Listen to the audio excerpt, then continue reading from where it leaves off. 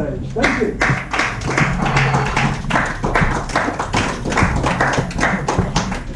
Thank you.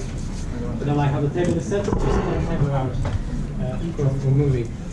Anyway, this is not about the chair or the table or whatever, this is about Val. And Val is giving us a speech from his pathway. It doesn't matter which pathway it is, because they all share this project in common that talks about the importance of having a mentor. And that's what he will be telling us today in his speech entitled A Father Wound. He gave me a few points to look out for. I will keep them for myself for now. You can hear more about that in the evaluation.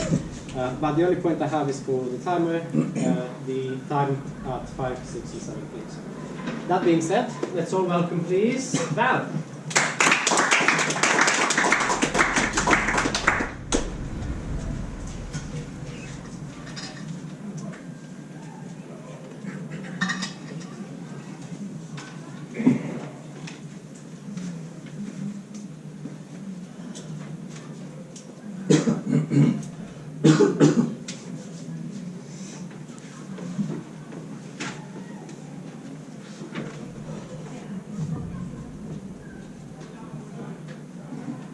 Fellow Toastmasters, most welcome guests.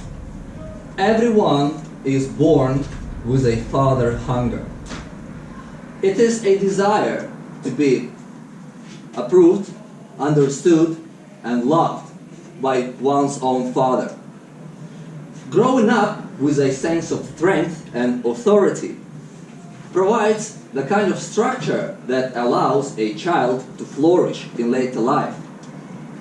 When a child doesn't receive that masculine nurturance, whether because dad wasn't around due to a divorce, abandonment, or death, or he was nominally present but functionally absent, that father hunger becomes a father wound.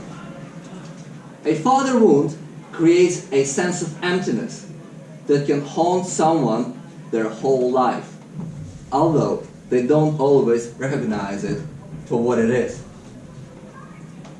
This effect is more acute for boys because a parent's lack of nurturance creates and has the biggest effect on the child of the same sex. When men grow up without a father's affirmations, they end up seeking it in other ways. Sometimes it manifests in socially sanctioned ways, such as a pursuit of physical fitness, sexual conquest, or professional status. These men are driven to prove. These men are driven not only to prove that they have made it as men, but in a subconscious desire for their father to notice them. In a way, they are ever saying, "Daddy, Daddy, look at me." But this can send man into an endless cycle of seeking worldly success. But a hole created from a lack of love cannot be filled with money, status, or fame. And when man's accomplishments don't make him feeling any more satisfied, they just try harder, which only deepens the feeling of despondency. Sometimes a father wound can manifest in a negative form, and the most negative form is a turn to crime. There is a story told by a nun who ministered in a male prison in Peru. As Mother's Day was approaching during her first year there, prisoners kept asking her for Mother's Day cards. So she kept bringing boxes and boxes of those cards, but she never seemed to have enough.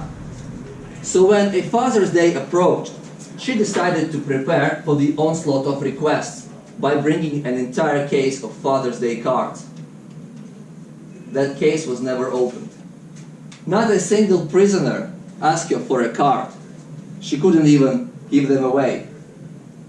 It was then that she realized that most of those men were in jail because they had no fathers. Not that they were orphans. They simply had never been fathered. They had never seen themselves as sons of men who admired them. They had never felt a deep, secure identity. They had never received that primal enthusiasm that comes from growing up in immediate contact with an older and secure man. And so they spent all their lives trying to become men in devious and destructive ways. They were insecure men who tried to prove that they were men because no one ever told them that they were. Their negative behavior invariably became acts of lawlessness, opposition, and violence. Living with the father wound is not easy. Such a wound can only be filled with the love of one's own father. Nothing else will fix it, and this fact has to be accepted. People often say that time heals all wounds, but that's not true. Wounds simply become less raw, less gaping. They close over, but the scar remains. The harsh reality is that living with a father wound is like a limb, a permanent disability. If there is anyone here who, just like myself, knows what it feels like to be with the father wound, remember that it can be dealt with and mitigated so that it affects you minimally and is hardly noticeable in your day-to-day life. Stay strong. Thank you.